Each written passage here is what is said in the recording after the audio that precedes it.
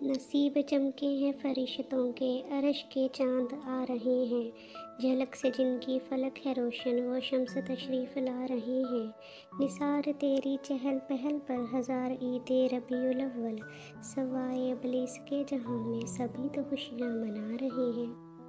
मेरे आका की आमद पर खुशियाँ ज़रूर मनानी है, पर अंदाज़ ये हो कि सबसे पहले अपने दिल को दरूद पाक की कसरत से सजाएं, अपनी सोचों और आदत को सुन्नत से संवारें।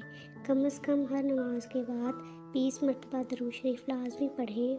एक दिन में कम अज़ कम 313 मरतबा दरूद शरीफ लाजमी पढ़ें। दरूद शरीफ के बहुत से फ़ज़ाइल हैं जो अगर गिने जाएँ तो गिनने नामुमकिन है। इस महीने में अपने घरों में दरूद शरीफ की महफिल लाजमी रखें, जिसमें ज़िक्र व अज़कार और दरूद पाक बकसरत पढ़ा जाए। इससे घर में खैर व बरकत होगी और हुज़ूर अकरम की कुर्बत हासिल होगी। रबीउल अव्वल के महीने के वैसे तो बहुत से वज़ाइफ हैं, लेकिन दरूद शरीफ की कसरत इन सब से अफजल है। बेशक दरूद शरीफ के बगैर तो नमाज ही नामुकम्मल है। अपने बच्चों को इस महीने की फजीलत से आगाह करें और दरूद पाक पढ़ने की तलकीन करें।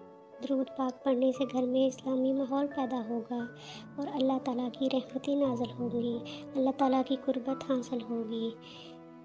दरूद शरीफ के बहुत से फ़ज़ाइल हैं जिन्हें उंगलियों पर गिनना नामुमकिन है। रबीउल अव्वल के महीने में रोज़ाना 2 नफल इस नीयत से पढ़ें कि इससे अल्लाह मुझे अपने हबीब का इश्क अता फरमाए।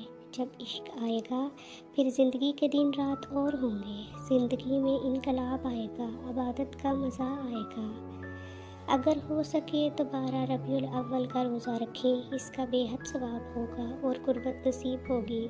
नफली रोज़ों की तो वैसे ही बहुत फजीलत है, तो इसलिए अगर हो सके तो 12 रबीउल अव्वल का रोज़ा ज़रूर रखें।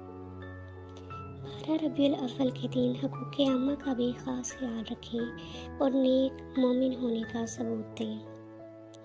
अपने घरों और मस्जिदों को लाइटों और झंडियों से सजाएं, मगर इन कामों के लिए बिजली चोरी ना करें, जो कि एक हराम काम है।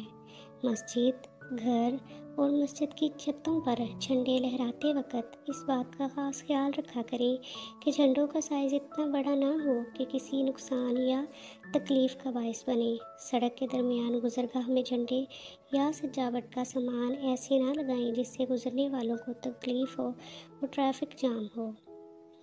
मिलाद के दिन जुलूस में शिरकत ज़रूर करें, पर ऐसा ना हो कि इस दिन नमाज और इबादत ही भूल जाएं।